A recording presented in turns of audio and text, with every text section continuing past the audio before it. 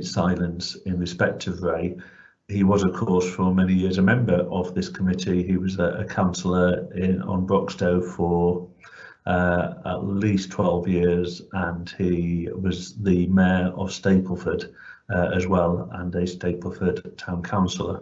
I know he will be very badly missed, and all our thoughts will be with Maureen, his wife, and his family. So can I ask us please to observe a minute's silence for Councillor Ray Darby.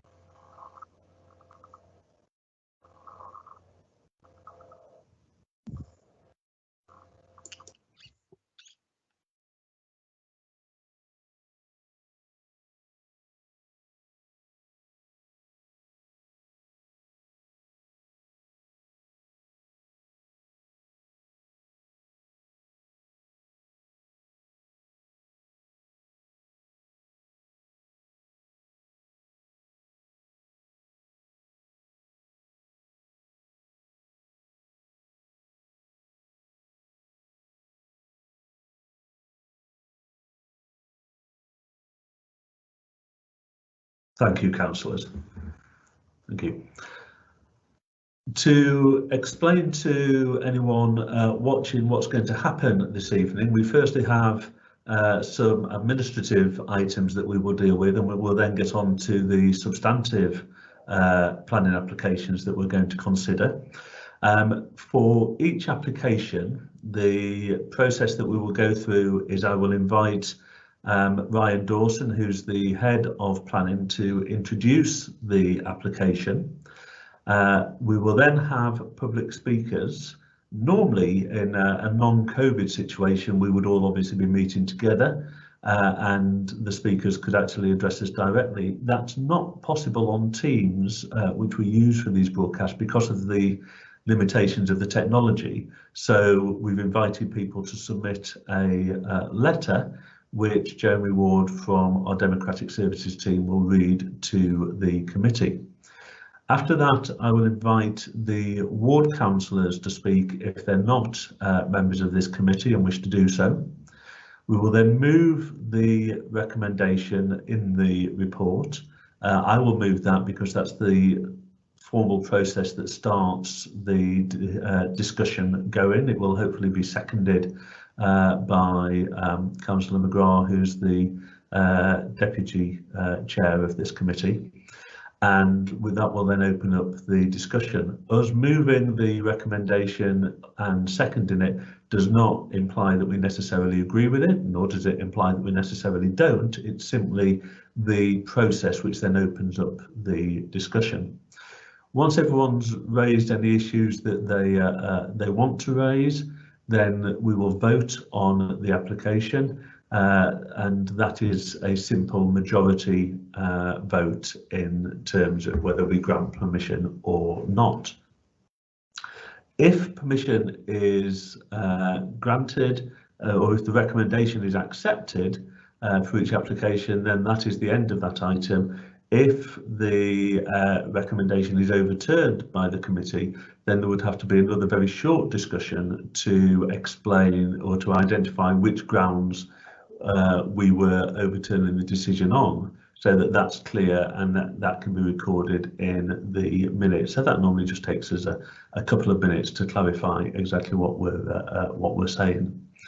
So those are the issues or the processes that we'll go through today. So the first things that we need to go through are the introductions, apologies for absence, and declarations of interests.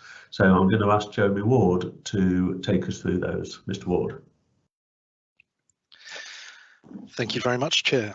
So in attendance this evening is Councillor David Bagshaw, Councillor Lydia Ball, Councillor David Grindell, Councillor Teresa Cullen, Councillor Margaret Handley, Councillor Richard Jackson, Councillor Richard McRae, Councillor John McGrath, Councillor Greg Marshall, Councillor Philip Owen, Councillor David Watts, who's the Chair, and Councillor Robert Willimott. Also in attendance is Councillor Jill Owen, who is acting as substitute for Councillor Dom Pringle, who's given his apologies. And acting as ex officio tonight is Councillor Milan Radulovic, which means that Councillor Radulovic can take part in the debate, but he is not able to vote. And he can do that as he's the leader of the council. So we've asked members for declarations of interest. Nobody has given us any declarations of interest unless anybody would like to update now. Jeremy. Councillor McGrath. Can you hear me, mate? Yeah, sorry. Yes. Sorry, yeah. Thank you for that tribute to Ray anyway, because he was a good friend of mine anyway. But just on decorations, and he was with many people. On the Magpie side, a lot of us had a lot to do. Well, I had a lot to do with auctioning the stuff off, which went to different charities, if you understand what I mean. So is that a non-pecuniary interest? Non-pecuniary, whatever you say. Could you just inform us where the money went from these auctions? And it went to a number of charities, mate, within the Stafford area. So, Councillor McGrath, would you consider that predetermines your involvement? No, it would not. No, it has not predetermined me, mate. Without a doubt. Oh, sorry. Thank you very much, then, Councillor McGrath. So, yeah, I would suggest that's a non-pecuniary interest. If you would agree, Councillor McGrath. Oh, what is that? Okay with legal? Yes, I would suggest it is. Thank you, sir. Jeremy, I think I'm the same on that one as well, because it was something that we did together and that we raised, went to various groups in Stapleford. One of them was included my community group, which is Stapleford Community Group.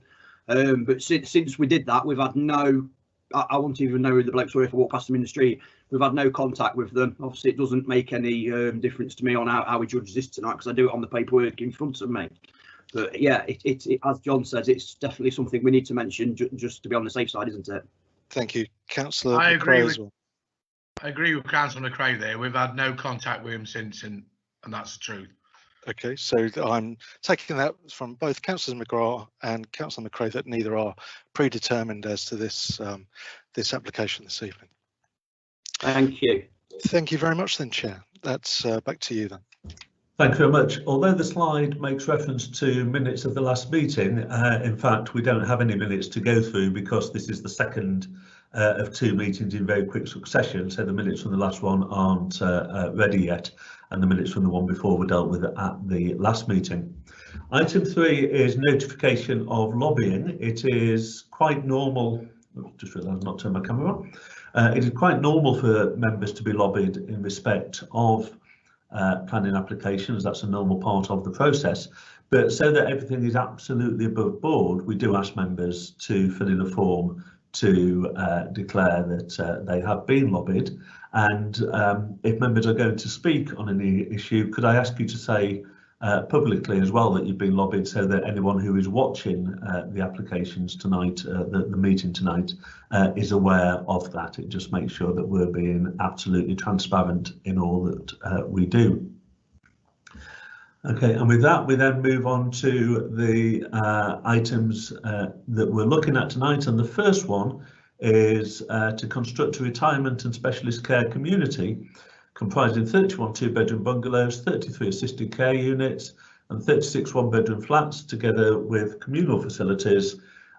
This is at Bramket Hills Golf Club on Thorsby Road in Bramket, and this is a reserved matters application. Outline planning permission was granted on appeal back in about 2015-2016, but this is the reserved matters application. Okay, so I'm going to hand over now to Ryan Dawson to take us through introducing the item and to run through any late items that we have, and then Councillor Hannah, and then we have a written representation, and then Councillor Hannah Land will speak as the ward councillor. So, Mr. Dawson. Thank you, Chair. I'll do the late items first before I introduce the item, if I may. This should be on screen now. We've had 4 late items from residents, 3 objections and 1 observation. You should be able to see the comments in front of you, but I will read them. Photographs and footpath are unhelpful. It should be considered what the development will look like from the gardens and rooms of the houses on Gateford Close and Wembley Gardens. An image provided accordingly. Aspects shown from Wembley Gardens inadequate and disingenuous. There's been queries raised where the overflow cars will park, e.g. visitors, given 75 spaces for 100 units and staff. Concerns about increased traffic flow in the area. Noise and pollution from the access road, brackets, staff residents and deliveries. Adverse impact on health. View of extra care building not a true representation, as to do so would show it to be gross infringement of privacy. Plans make no attempt to adhere to inspectors' recommendations and should build sensibly, sustainably and with community consent for the sake of residents' health and well-being. Building on this land has never had community or council consent. And there's been a letter received from the Darren Henry MP advising that he's been contacted by a number of constituents about this application, but does not feel it is appropriate to make a formal representation on the application, but does ask for all representations to be reviewed and taken seriously as part of the planning process. They're the light items. In terms of my introduction for the site, Councillor Watts has just read through the description, but it's a major application for a 100-bed care home in 3 sort of parts, which are 31 2-bed bungalows, 33 assisted care units and 36 1-bed flats. The site has planning permission in outline form following the appeal.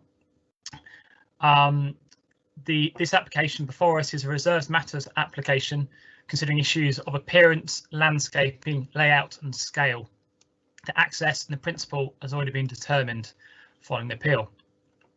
There are 2 main buildings, which are 3 stories in height, with associated community facilities included within them, and these do include a retail unit.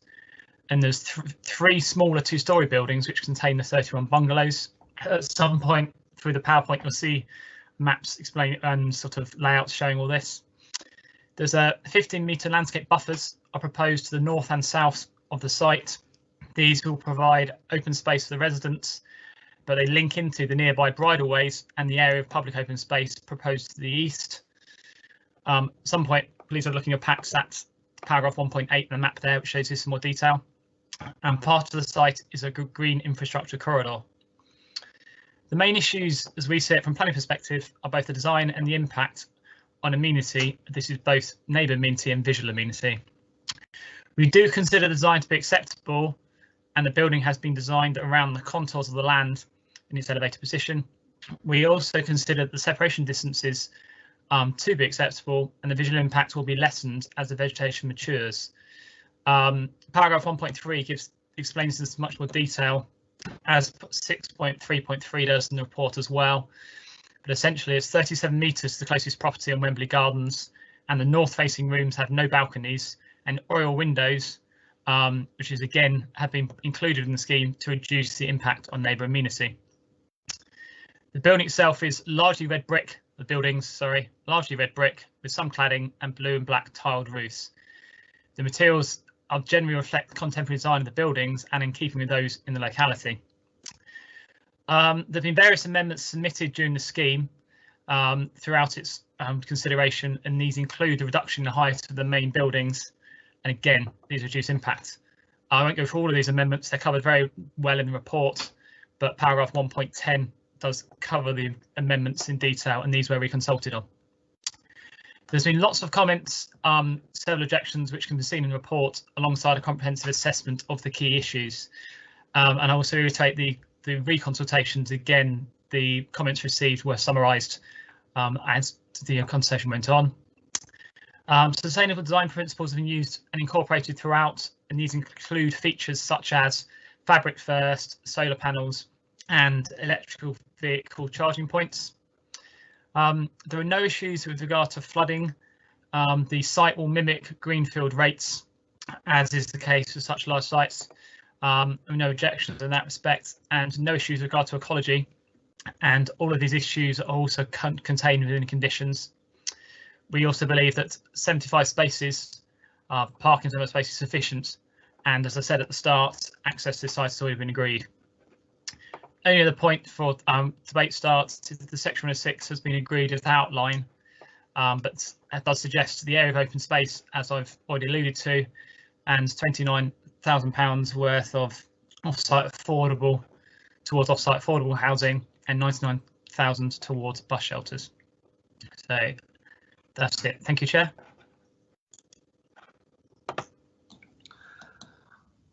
Thank you very much. As I mentioned earlier, we do have a written representation, which I'm going to ask Mr. Ward to read in a moment, but it does strike me that there was one thing I forgot to mention at the start, which is that if councillors wish to speak on any item, could I ask you to put your name in the meeting chat so that I can see and then call people to speak. Okay, thank you. So I'm now going to hand over to Mr. Ward to read the representations to us. Thank you very much, Chair. So the statement we have is from Mr. Stephen Austin, who is objecting to the application. And Mr. Austin says, residents of Gateford Close and Wembley Gardens object to the size and positioning of the buildings and have concerns over drainage and the effectiveness of hedges and trees on the Deddington Lane footpath as a screen. The planning inspector giving outline planning approval for this development recognised that it would damage the area, but that this could would damage the area, but this could be minimised by keeping the height of the development very low. The inspector referred to single-storey bungalows. This has not been followed. The extra care building running parallel to Wembley Gardens is nearly 22 metres tall, stretches from 20 to 37 Wembley Gardens and is out of scale with the adjacent properties.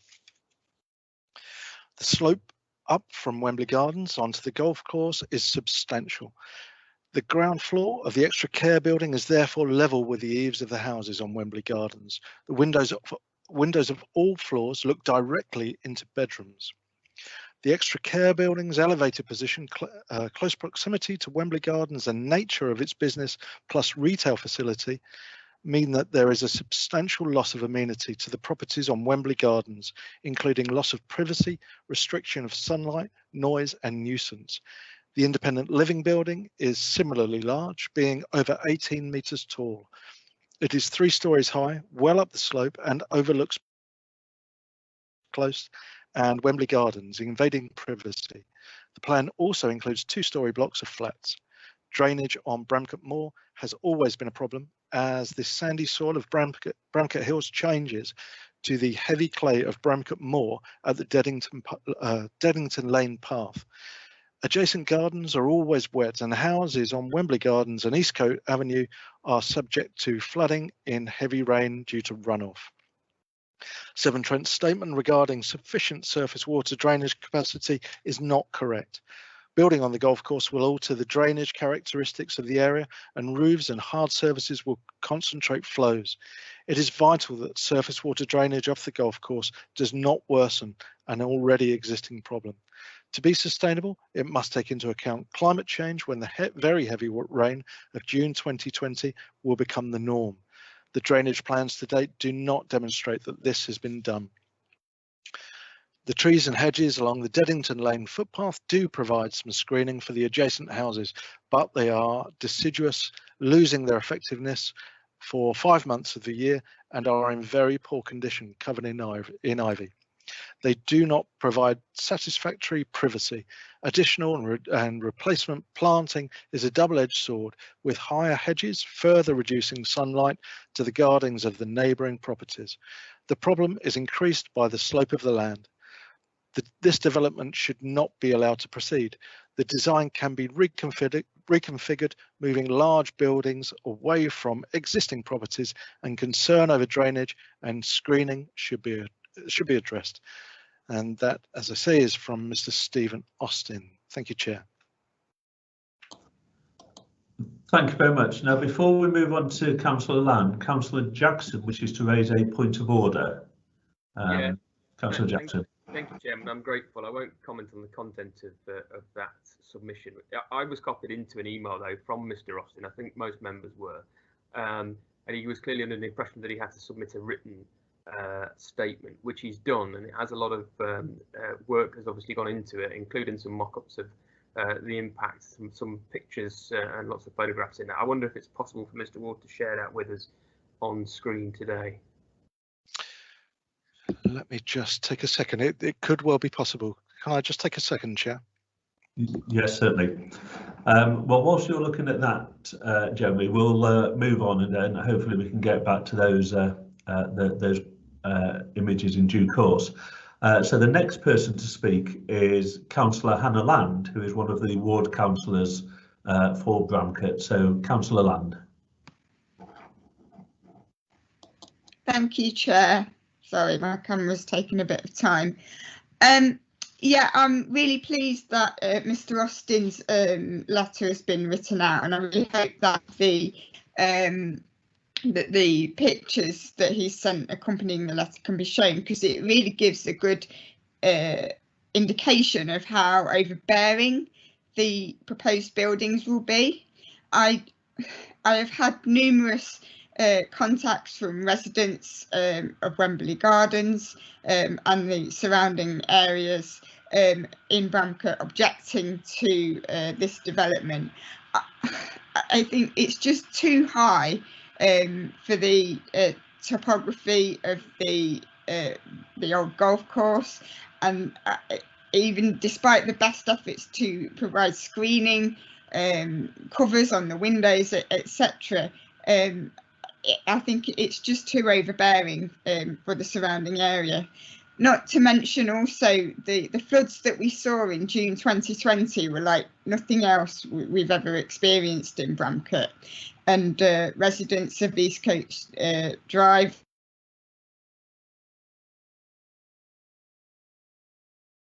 Gardens were from the golf course, where the sandy lane area becomes more clay soil, and a number of properties were quite severely flooded. I believe that a building of this type will only continue to worsen the risk of flooding in that area, and I would ask if there's any way that Severn Trent and maybe the County Council can review the flooding risk of the area given the events that happened in June this year, because I am very concerned that we're only going to see worse and more flooding if this building development gets approved. You would think as an occupational therapist I would welcome this kind of development where people in older age can almost stay on the same site as they transition through different stages of illness and disability as they get older. But I'm not convinced that the golf course area is actually in the right position for this sort of development. The public transport networks are not brilliant. It's a long walk to get to any shopping facilities if people want to get away from the immediate building facilities. And I just don't think that this, whilst this had planning permission approved on appeal, I don't believe it meets the inspector's requirements, particularly around the height of the building. And I would ask the committee to consider rejecting this application. Thank you, Chair. Thank you very much. Mr. Ward has been able to locate the images that were circulated by Steve Austin, so I'm going to hand back to Mr. Ward and hopefully he can share those with the members. Thank you very much, Chair. I'm just going to request control from Emma, our planning officer, who is currently showing the other pictures, and I am hopefully about to share these with you now. Can you see those? Hopefully on your screen. Yeah, they're on the screen now. Okay, lovely. So I'll just scroll through. Chair, perhaps you could tell me when you'd like me to move on. Okay, thank you. So this is an artist mock-up of the extra care building, and this is, as it says, the view from 22, 24, and 26 Wembley Gardens. So if we can scroll down to the next one, please. And then this is the view from 20 and 18 Wembley Gardens. And just for those who don't know it, 20 and 18 are to the right as you stand in Wembley Gardens of the one that we've just looked at, 22, 24 and 26. So again, there we've got the extra care buildings. If we move forward again, thank you. This is the bedroom level of one of the properties. I think that's number 24, but I might be wrong. And I think we have that's showing the difficulties with the drainage. Okay. And that's the last one, Chair. Right, thank you very much. Thank you.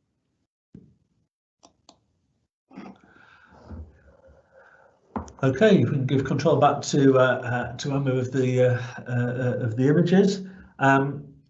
So we now come to the discussion amongst planning members. So I shall move the recommendations, which is to grant planning permission. I'll second that, Chair. Thank you very much. Pardon me. And as this is my ward, I'm going to go first. Having moved the recommendation, I'm going to speak against it. I agree entirely with what Councillor Hallam said and with what Steve Austin said. When you stand in the gardens of Wembley Gardens, it is quite striking how steep the incline is there.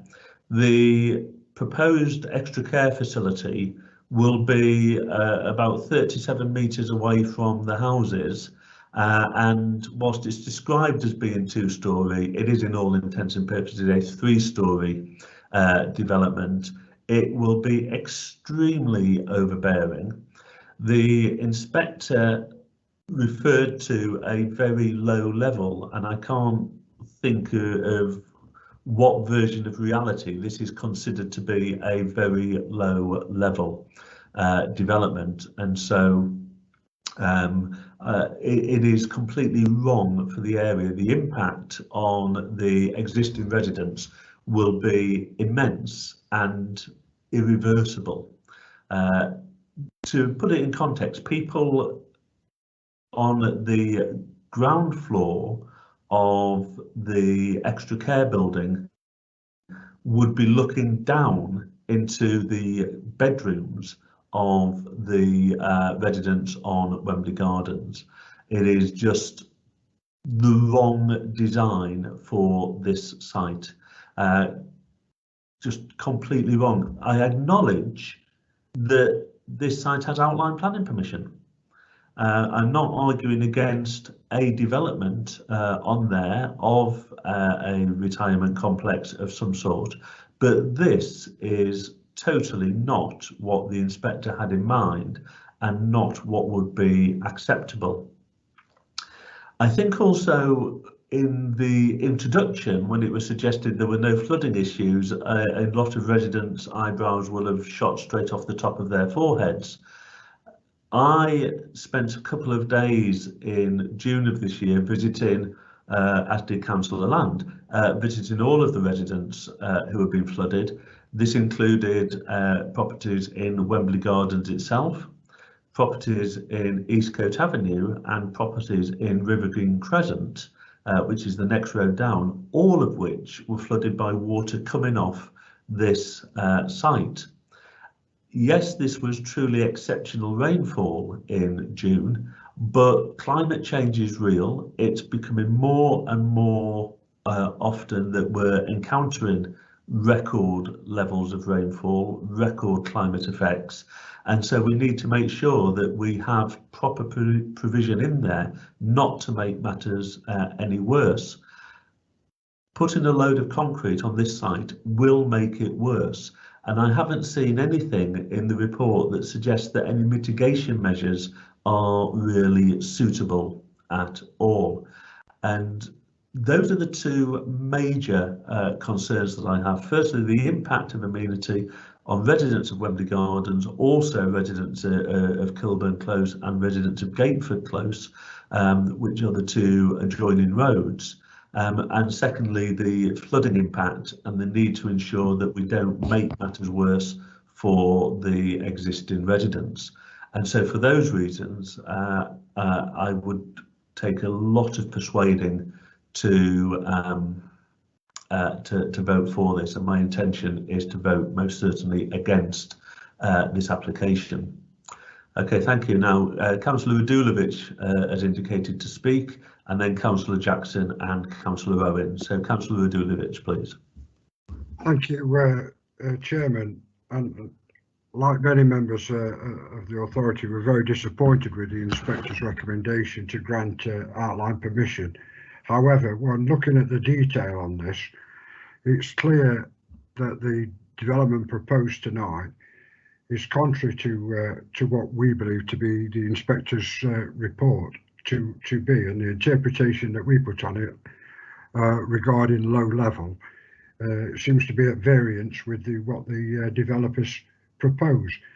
The issue really is to consider, for me, the impact and the likely benefit arising from a development on this site. Does that outweigh the impact on the immunity of local residents? And I come to the conclusion on this site that it certainly doesn't, as far as I'm concerned. However, I do acknowledge that there have been, changes in design throughout the consultation process with our planners. But seriously, it really doesn't go far enough, in my opinion. And the impact that it would have on local neighbours, local residents, their visual sites, their amenity, I think it would be adversely affected, and that clearly any benefit accruing from a 100-bed nursing home on this site would not outweigh the impact that it has on local residents. And I would support the reason for refusal. If it is refused tonight, Chair, I'd like to make a proposition as to what those grounds should be. Thank you very much. Turn next to Councillor Richard Jackson, and that will be followed by, he will be followed by Councillor Philip Owen. Yeah, thank you, Chair. I think this committee was quite right to turn this down back in 2015. At the time, we did so because we didn't believe there should be any development on that site, and much as Councillor Radulovic said, I was angered by the inspector's decision to grant outline permission. We've got to accept that it's there, and so something is going to be built on that site. And if something's going to be built, then I can't think of anything better than an extra care facility. All of that said, this isn't right as it's currently in front of us. It's far too overbearing on neighbours. It would be perfectly possible to have a similar kind of floor area across this site in a far more sympathetic design, and indeed, as you've said and others have said, that's exactly what the planning inspector said in making the decision to grant outline permission. It's on page 21 of this report, and it was very clear that the inspector expected a sympathetic scheme to come forward with low-rise buildings on the site, and this is far from that. There seems to be some debate whether it's a 2 or a 3-storey building on the part of that ridge. When you look at the cross section, it's got 4 levels to it, so it's neither, in my opinion. It's a 4-storey building. I'm very grateful that Mr. Ward managed to get the representation from Mr. Austin onto the screen, because I think those mock-ups really tell quite a story for me, and it is totally unacceptable. I know the remarks about the flooding from there. I don't have any personal experience of it on that site, but you can see a tide mark on a garage door. That's never a good sign, is it? So, of course, if and when this comes back, I hope with a better, more sympathetic layout on the site, we can have a better response to the flooding concerns, the legitimate flooding concerns that residents have got as well. So I don't think I can support this as it currently stands. I will listen to the rest of what's said this evening, but right now I'm minded to vote to turn this down and to look forward to a far more sympathetic development coming on that site. You know, if we're going to have if we're going to have continuing care, rather, then let's get the very best development we possibly can on the site. Thank you, Chairman. Thank you very much. I'll call now Councillor Philip Owen to speak, please. Yes, thank you, Chairman. It's a great pity that the applicant has turned what could have been into a real success and benefit to the community generally in Broxtowe into something of a disaster as far as the residents who live in the area are concerned. The artist's impressions that were part of Mr. Austin's presentation, and I would confirm that he and one other person have lobbied me as a member of this committee. I thought those mock-ups or artist's impressions were very informative, and when Mr. Dawson sums up at the end, I would be grateful if he could confirm that in his view they are an accurate representation of what the outlook would be for existing residents on Wembley Gardens. Now, in his introduction, Mr. Dawson placed great emphasis on the separation distances of the existing properties and the proposed new build on the ridge. And he talked about 40 yards. Well, he didn't. He talked in this new metric nonsense, which we older people don't understand and don't want to. I convert that to about 40 yards as being the minimum distance. And of course, that sounds a reasonable amount. And if the proposed development were going to be on the same level as the existing properties, then that would not be an unreasonable distance. In fact, it would be a distance that's far greater than separates many new properties in new builds today. But of course, that isn't the case. The case is that the new development is going to be right up on top of a hill looking down. So that separation distance really is largely irrelevant. And any mitigation that's afforded by the existing shrubbery, and I don't know really what sort of condition it's in, it's always difficult to tell. I went on the original site visit when we rejected the principle of development here, and although I didn't go on the site visit this afternoon, nevertheless we had a drive round at the weekend and had a look just to refresh our minds again. But those trees, as far as I can tell, are deciduous trees, which of course means that for a significant part of the year, as I think Mr. Austin alluded to, they will have shed their leaves. And you know very well that when trees shed their leaves, you can see right through. So any screening mitigation will only be appropriate for at a maximum 6 months of the year, and the other 6 months they will be open to view from the existing developments.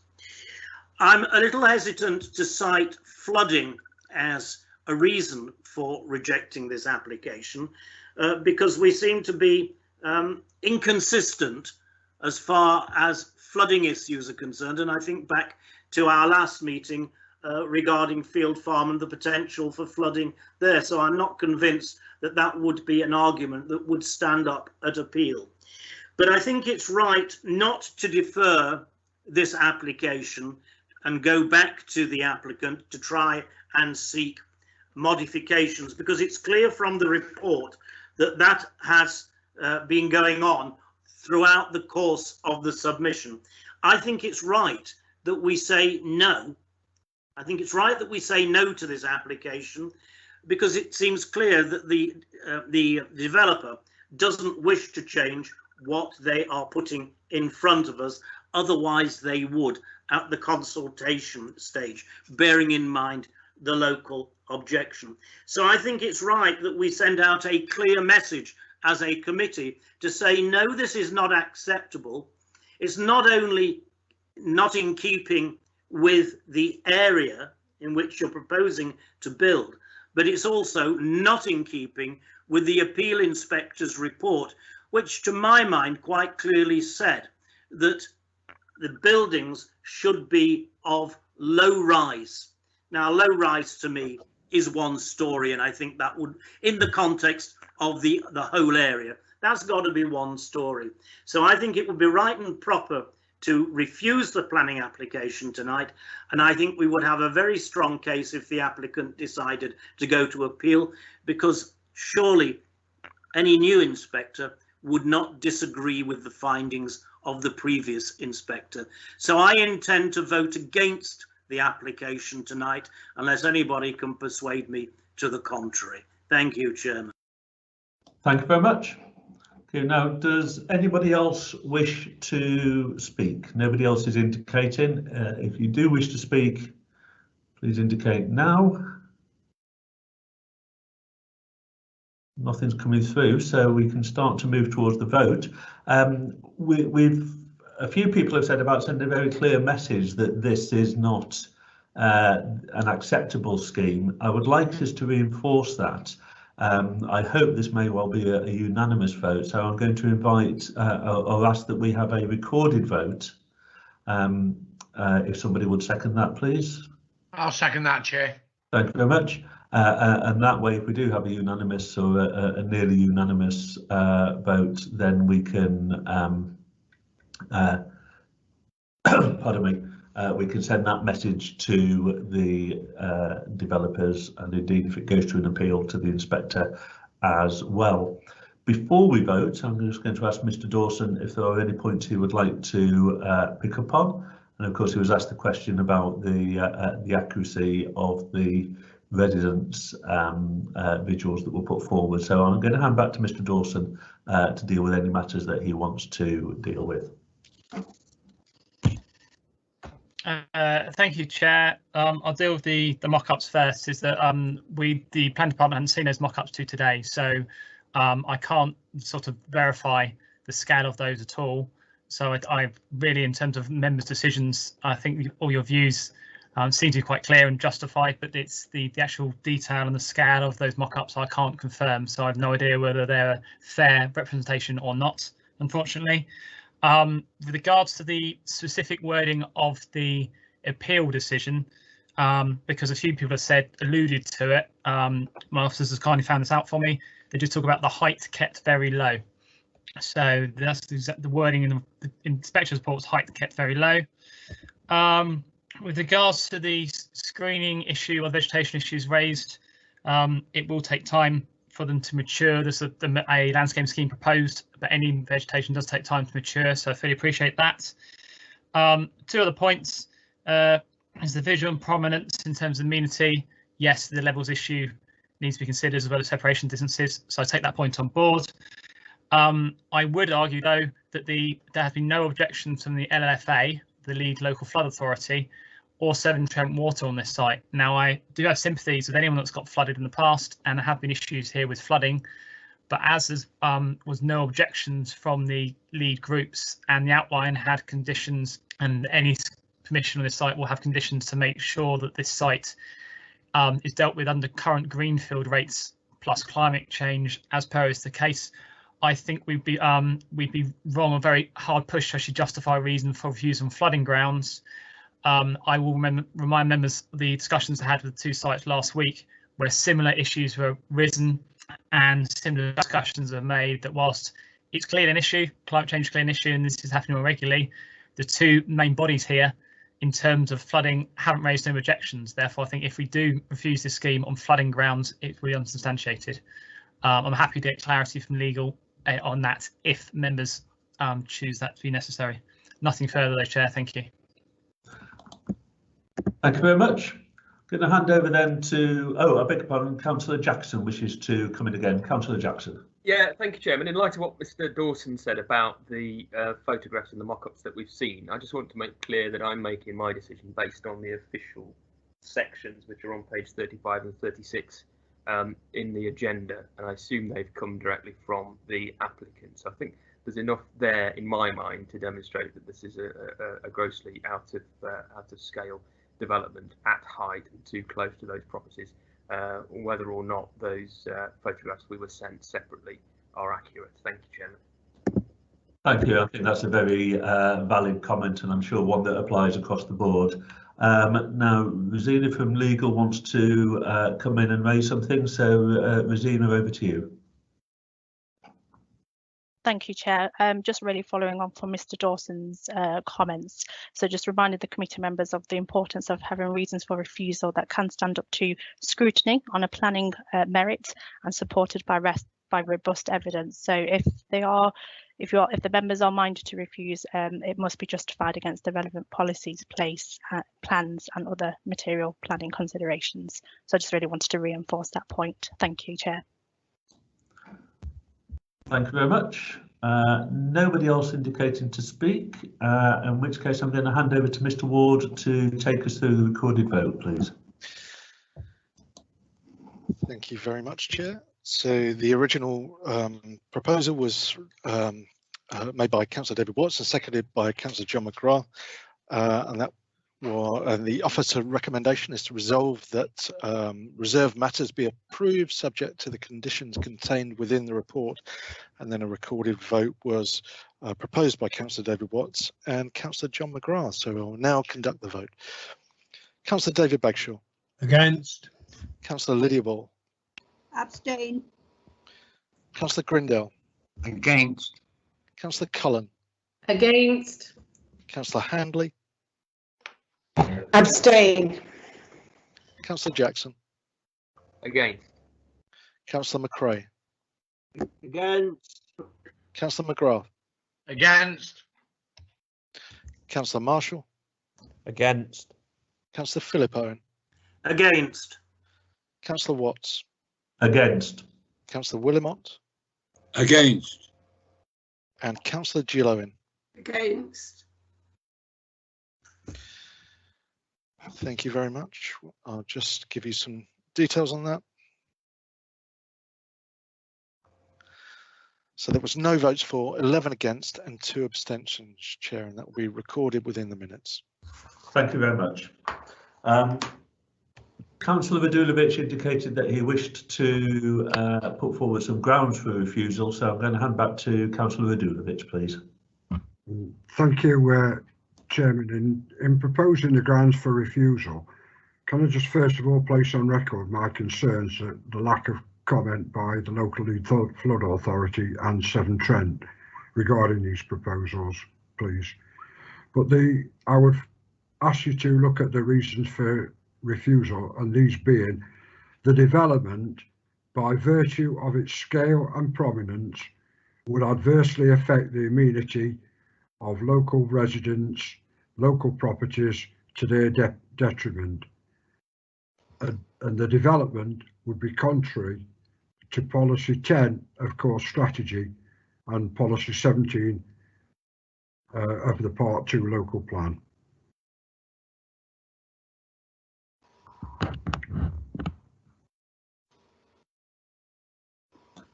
Thank you very much. So that's contrary to policy 10 of the core strategy and policy 17 of the part 2 local plan. I will move that we refuse planning permission on the basis of those. I know Councillor Jackson wants to speak. I'll call you in a moment, Councillor Jackson. So I'll move those if someone would second them.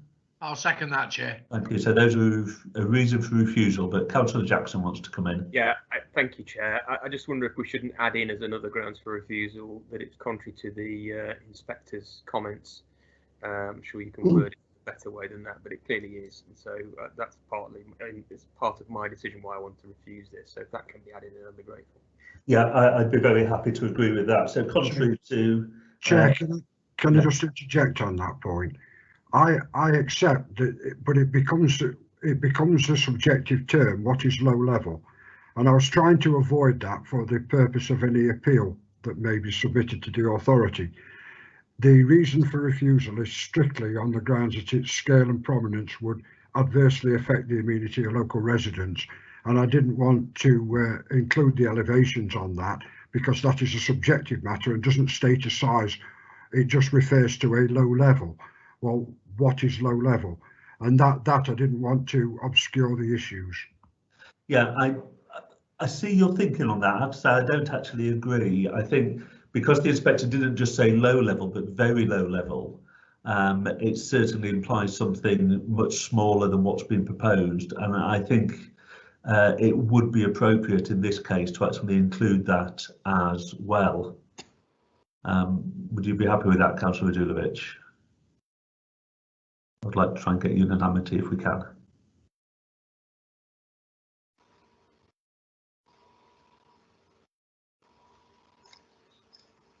Chair, Richard Jackson, if I could just come back for a second and just say, I'd be happy if you wanted a recommendation that gives you discretion, having spoken with legal in the morning or at some point, as to whether that should be in or not. I agree with you that it should be. If Councillor Radulovic is correct, then your discretion, having taken legal advice to leave that out, I'd be more than happy to vote on that basis tonight.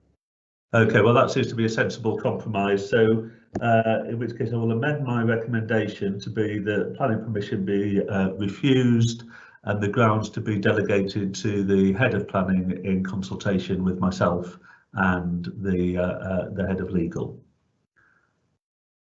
Yeah, would you be willing to second that, Councillor McGrath? Yes, David. Thank you. Anybody wanting to comment on that?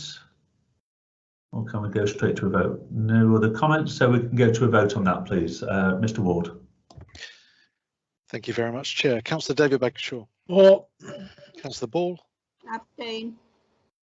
Councillor Grindell.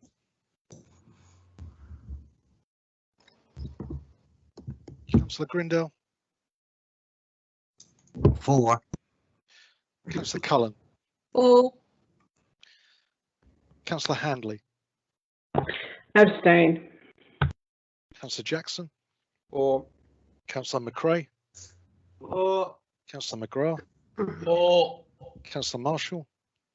For. Councillor Philip Owen. 4. Councillor Watts. For. Councillor Willimott. For. And Councillor Jill Owen. 4. Thank you. So that those grounds for refusal have been approved. Right, thank you very much. So just so that everyone's clear who's watching, we've now refused planning permission for the proposals for the golf course.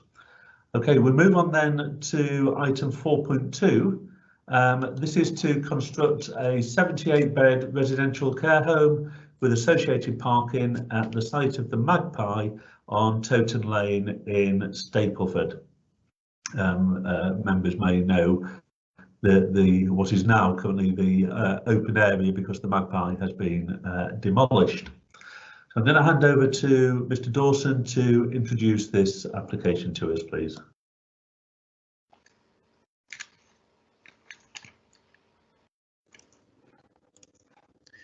Thank you, Chair. There are no late items on this this item on the agenda, so I'll move straight to the discussion. 78-bed care home, as you've referred to, on the site of the former Magpie Public House in Stapleford that's long since been demolished. We support the scheme. We believe it's a good site because it will bring a site back into residential use and good use of a now vacant site. The Magpie has been shut for several years. It's a 3-storey building, but the 3rd storey is in the roof with 78 rooms, all with ensuite and facilities in the site, including a hairdresser's and a cinema for the residents and a communal cafe. The height is comparable to other buildings in the area, with the main windows looking over Darkey Lane and Toton Lane, but the building is set back from the common boundaries, with the main entrance coming off Toton Lane. We don't think there are any issues at all in amenity terms, with suitable accommodation provision for the occupants, but also we believe there are suitable separation distances to prevent issues to nearby properties. This can be seen in further detail, 6.4.2 to 6.4.6 in the report. There are 18 vehicle spaces in total, and no objections have been received from Notts County Council Highways. There have been no requests for works within the wider highway network in terms of traffic generation, but they have requested £5,000 for bus stop improvements and a TRO, which is a traffic regulation order for local roads to prevent on-street parking. With regards to the section 106, it's £30,000 towards local health services, and as I've just said, £5,000 for bus stop improvements. Within the site, there are 4 electrical vehicle charging points, and a defibrillator is included. The only reason I make reference to that is locally it was asked that there was a defibrillator on the previous site, and it was asked that that would remain and a defibrillator was included as part of this site, and that has been included. We think it's a good site and we recommend approval. Thank you, Chair. Thank you very much. Now we do have an objector from a local resident, or an objection from a local resident. So I'm going to hand over to Mr. Ward to read that to us. Thank you very much, Chair. So the objector who has submitted a statement is Mr. Keith Warmby, who states, having said in my original response, I have no objections in principle to the proposal of a care home on the old Magpie site, but I do have some reservation regarding highway safety and traffic flow around the area. The B6003 Toton Lane highway between Toton Island and Stapleford has become very dangerous, especially with the introduction of the Pelican Crossing traffic lights at the junction of Toton Lane and Darkey Lane and New Eatons Road, and the opening of a new Morrison's 24-hour garage. Trying to get out of this junction is a nightmare owing to poor visibility, street lights, street signs, traffic lights, telegraph poles, hedges, garage signs, all obscuring the view. There have been numerous accidents at this junction already. The most recent one, a doctor on call was hit by another car trying to get out of Darkey Lane and subsequently crashed through both properties at 196 and 198 Toton Lane. Whilst the speed limit should be 30 miles an hour, this is regularly exceeded and more like a racetrack with no speed cameras or calming measures in place. With the development of a care home with 78 beds and staff, etc., there will be limited access to the site and traffic around that junction will only get worse. It will only be a matter of time before somebody is killed. Possible suggestions to take into consideration are installation of proper traffic lights at the junctions of New Eaton Road and Darkey Lane. These would enable better access to Toton Lane and make it safer for pupils when arriving and leaving the George Spencer Academy and Technology College. Another suggestion to take into consideration is the introduction of some traffic calming measures, speed cameras, etc. And Mr. Keith Warmby, a resident at 196 Toton Lane, thanks the committee for its consideration. Thank you, Chair. Thank you very much. Well, the recommendation is to grant planning permission. So I'll move that recommendation. I'll second that, Chair. Thank you. And I know that although Councillor McGrath is seconding it, the reason that the application is here is at his request. So I'm going to ask Councillor McGrath if he would like to speak first. Thank you, David. Thank you, Chair. Well, I have a number of concerns about this anyway, and Mr. Warmby's brought up quite a few of them concerning the traffic problems. Right. The other one or two is quite simple. As before the previous application, right, we mentioned or was mentioned. Sorry, let me just go through my notes that we did reject on quite reasonable terms. Is that on that there's 75 spaces, right, for 100. Well, the 75 parking spaces for 100 roughly people that want to park there, go and see visitors, this, that, and the other, right? So 18 to me concerns me. 78 with 18 is another concern because there's only one road on or one access which goes onto the main road, as Mr. Warmby's pointed out, is a main road with lack of visibility, this, that, and the other. And also the other things that the officers have pointed out, right, is if you look on page 48, right, 6.5, that walkers, you can walk up Toton Lane, you can catch a bus. The last bus from the centre of Stapleford, right, goes up at 10 to 5.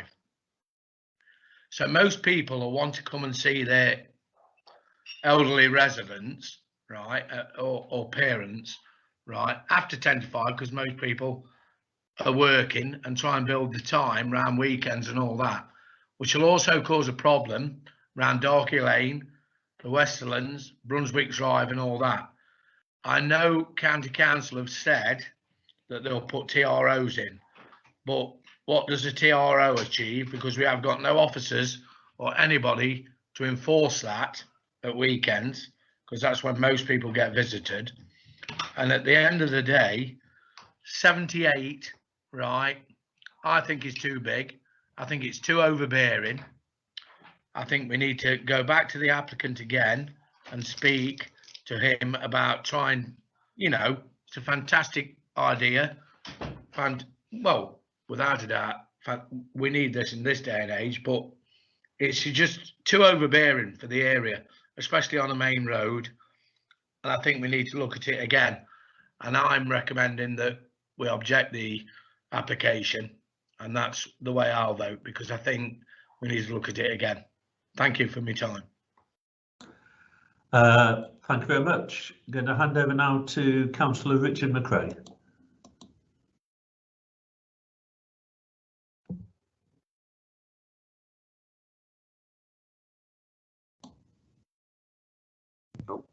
Sorry, I was going to say, do you want to let Councillor Grindle speak first because he's ward councillor, then I'll come on after? No, Councillor Grindle has asked not to speak just yet. Okay, sorry. Okay, yeah, I mean, I agree with Councillor McGrath. There's the parking issues around there, and I know it says there's a TRO, and what exactly does that mean? And it's just going to push the problem further afield with the parking, you know, near the school. Well, that's a concern. The gentleman that wrote in saying proper traffic lights, like a four-way thing, I think that's a great idea. I know it's not really for this. Perhaps that's something that needs to be discussed with the county councillors, but that's another story. And I'm happy to see that they wanted to put a defibrillator on there, because the one that was there when it was a pub, without going into detail, was the one that was used the most in Stapleford. So there is a need for one of them up there. And I think where it says the height of similar buildings in the area, and that, I don't think anything in that area is too big really, apart from, but I think parking is going to be a really big issue in that area, and that's something that definitely needs to be looked at, probably more so as well. Thank you.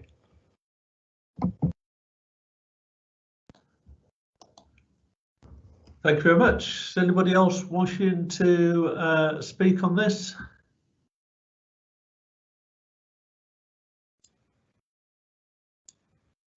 No, if not, Councillor Owen. Yes, Councillor Owen, thank you. Yes, Chairman. I'm a little surprised at the hostility to this particular application, because, as we all know, the site at the moment is derelict, an eyesore, and is very much in need of redevelopment. And this is the sort of facility, I think, that would be most appropriate for the area where it is proposed. I accept that and I think County Highways have said this as well, looking at 5.3 in the report. I accept that the number of parking spaces is a matter of concern, and it may well be appropriate to go back to the applicant to see whether or not there can be any more car parking spaces provided on site.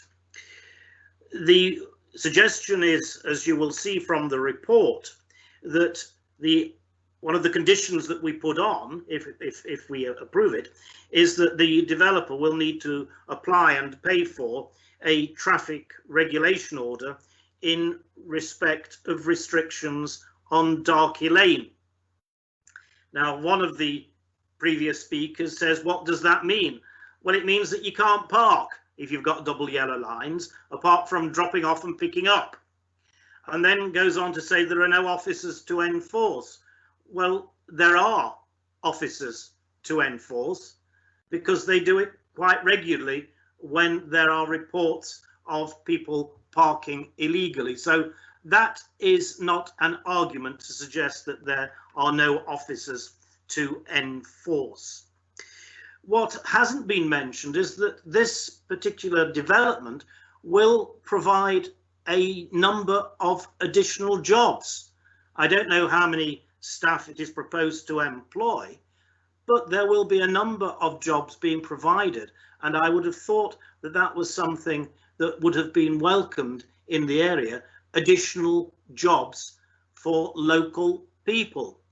So I really do think that we should think long and hard before rejecting this application, because the only real issue is the number of car parking spaces, and with a permission, if we were to give it, we could send officers away to negotiate additional car parking spaces in the area.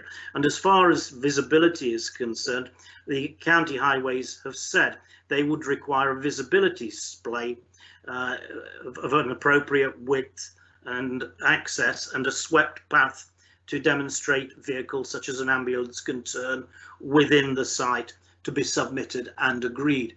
So I think most of the concerns that have been raised tonight have really been answered in the report itself, and a way forward, as I say, would be to insist on the TRO as part of the planning conditions, and I think that might bring the applicant to their senses and come up with some additional car parking spaces. Thank you, Chairman. Thank you very much. Paragraph 5.3 of the report does say that, in fact, the parking display, the visibility display has been provided. It's hidden about halfway through the paragraph, and that there are still concerns with regard to the parking provision, not so much the visibility, but with regard to the provision. From my point, and I know Councillor McGrath wishes to come back, but I'll just have my say whilst I'm talking. From my side, I'm absolutely fine with the principle of this. I think this is a good site for a retirement complex, and as has been pointed out, this will generate jobs. It will bring a vacant site back into use, and it will provide a facility for which there is plenty of demand in the local area.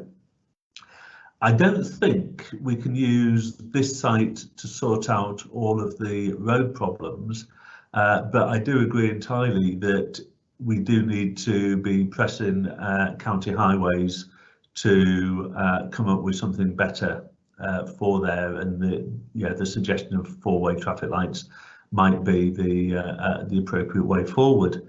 One would like to think that the county councillors for the area might do something about that. One would like to think that, and so we hope that that will be done. But parking, we've dealt with so many applications where county highways have said nothing about parking, when we've had resident after resident saying it will be a problem. So when the county are acknowledging that it may be a problem, I do think that this is something that we do need to take very, very seriously. I don't think the way to do it is to grant permission and then negotiate, because we'd have nothing to negotiate with.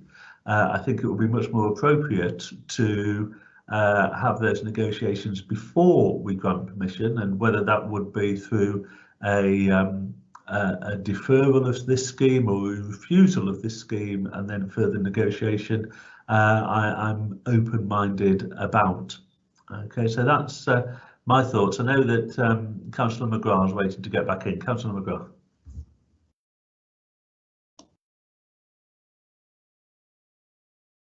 Thank you, David. I mean, in answer to Councillor Owen, who I do quite like, actually, he's very jovial at times, but in answer to Councillor Owen, I mean, surely our officers should have engaged also with George Spencer, which is part of the problem around the parking, Philip, because when we've tried to engage with them as local councillors about trying to restrict this, that and the other, they've just unfortunately not bothered to try and deal with parents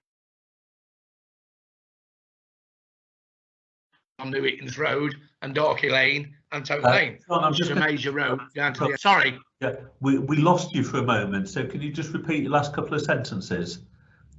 From where, David? Well, you said about George Spencer not engaging, but anything you said after that, I think we lost. Yeah, sorry.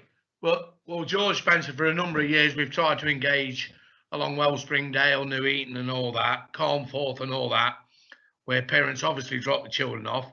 It's all down to convenience, which is fair enough. I've got no problem with that.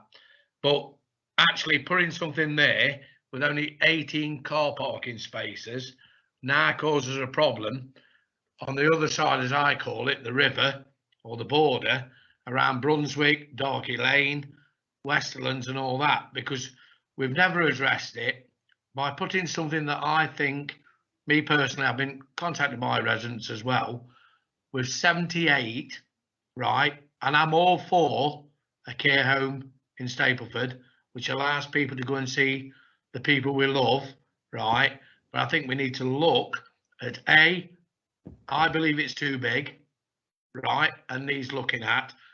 And if they can accommodate 78, let's have a few more car parking spaces, please.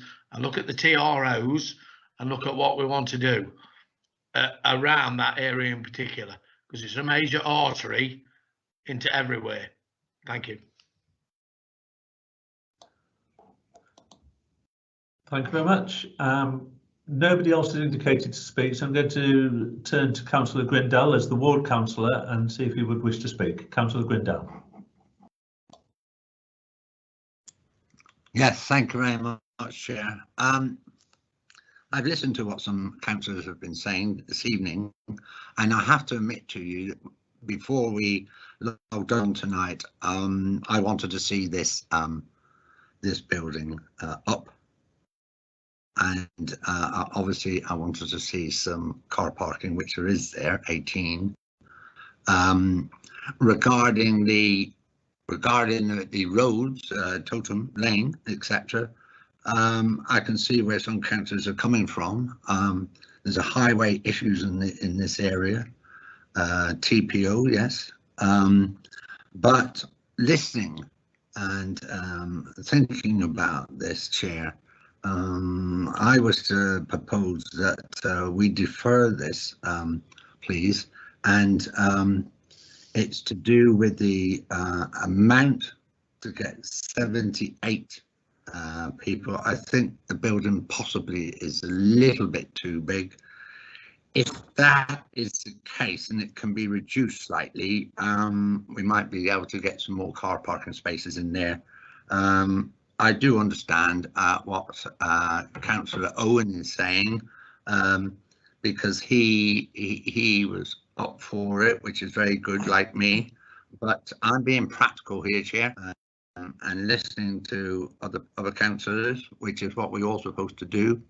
So, yeah, I'm going to propose that we defer this, and we need to iron out some areas with the developer regarding the size of the building, possibly some more car parking, and obviously there is highway issues which actually don't come into the plan as it's laid out. So that's what I propose, Chair. Thank you. Thank you very much. Now, Councillor McRae has indicated in the chat that he's happy to second the deferral, but perhaps he can just do that orally so that everyone's aware. Yeah, I'm happy to second that. Thank you.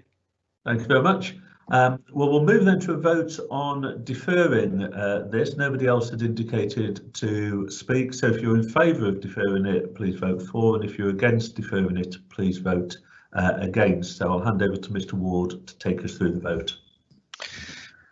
Thank you very much, Chair. So as the Chair has just stated, this is a proposal to defer by Councillor Grindell and seconded by Councillor McRae.